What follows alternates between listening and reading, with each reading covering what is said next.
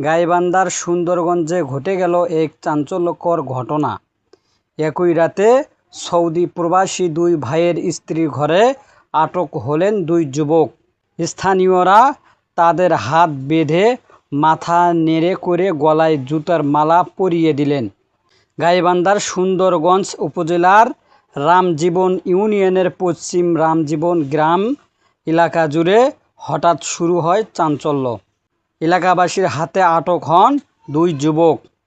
উত্তর বেকাটারি গ্রামের রেজাউল করিমের ছেলে মারুফ হোসেন, বিবিসি মোড়ের জাহিদুল ইসলামের ছেলে আলমগীর ইসলাম।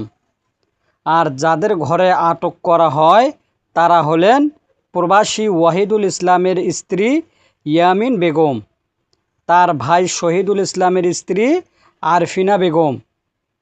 ওয়াহিদুল ইসলাম ও শহীদুল ইসলাম বহুদিন ধরে সৌদি প্রবাসে। এই সুযোগে স্ত্রী ইয়ামিন ও আরফিনা বেশিরভাগ সময় কাটাইতেন নিজেদের বাবার বাড়িতে। সেখানেই গড়ে ওঠে ঘনিষ্ঠতা, আর এর ফলেই এমন ঘটনার সূত্রপাত। 25শে আগস্ট গভীর রাত স্থানীয়দের সন্দেহ হয় কিছু অস্বাভাবিক ঘটছে। তারা হঠাৎ ঢুকে পড়েন প্রবাসীদের বাড়িতে।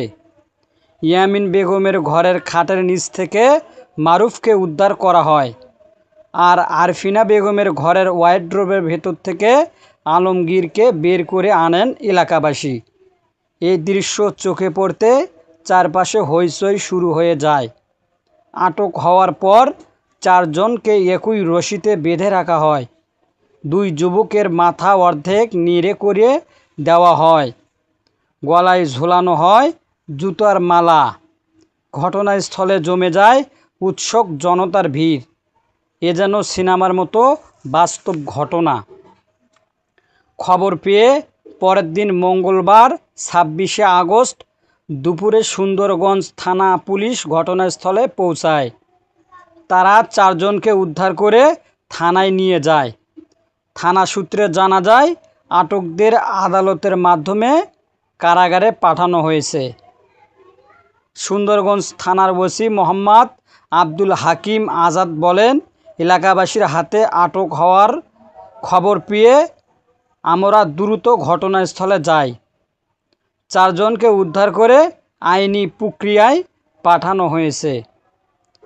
গ্রামীণ সমাজে এমন ঘটনা নতুন নয়, তবে এবার দুই প্রবাসী ভাইয়ের স্ত্রী ঘরে একই সঙ্গে দুই যুবকের আটক হওয়ার খবর রীতিমতো আলোড়ন তুলেছে এলাকায়।